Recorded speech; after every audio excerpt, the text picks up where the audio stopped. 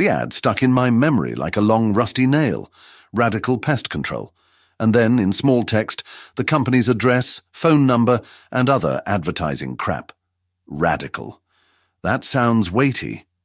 The ad didn't leave my head on the way home. Not just simple control, I thought as I unlocked the front door. Radical control, meaning that after whatever they do, there would be no trace of any pests left. I wonder who they do consider a pest. Well, cockroaches and rats, that's understandable. What about stray cats, for example? I thought about that while poking around in the kitchen. Could well be, as freaky as it seems. Stray cats can spread the disease and fleas. And they piss on the doors, which makes me crazy.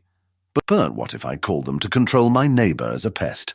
During the last binge, he broke 2 bottles of cheap liqueur in the elevator, puked on the stairway, and then was roaring drunken songs till sunrise. I could hear him very well because before starting an opera, he had thrown a TV set out the window without bothering to open it. Sometimes I think I'd rather have rats or cockroaches in my house than a neighbour like that. Oh, shit. The freezing thought stroked me hard. What if he calls them first? I mean, the ad's a stone's throw from the house. He must have seen it too. The bastard knows it was me who called the cops. Of course, he's used to getting beaten up by them, but still. He's got it coming. He's scared shitless of me by now, and here you go. The doorbell rang.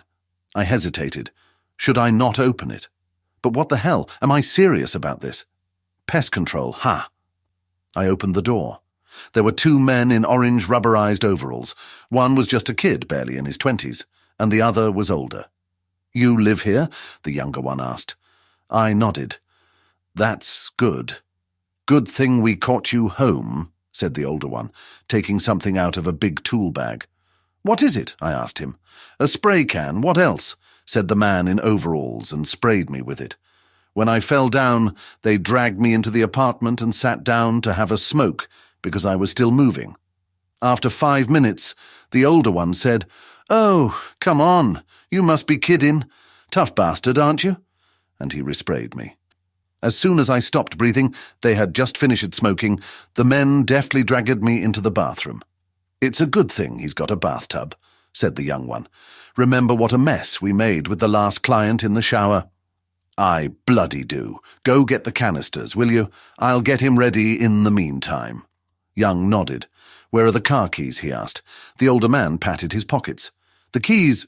Oh, they're in the bag. Check in the side compartment. The young man took the keys out of the bag and walked away. His older partner looked around, thought a bit, and took the washing machine out of the bathroom, so it wouldn't get in the way. Then he took out a sheet of plastic, a very sharp-looking axe, and an electric circular saw. Pulling on rubber gloves and plugging the saw's plug into the washing machine's socket, he cut me into roughly equal-sized and equal-weight pieces in no time. Almost didn't get splattered. He had already washed and put away his tools and was about to take off his gloves when he suddenly remembered something else. Almost forgot, he said to himself, and plugged the tub full of pieces of me.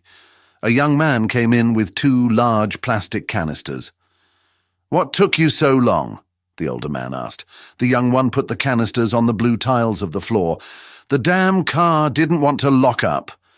I told you long ago that the central lock was glitching and would die eventually. The senior sighed.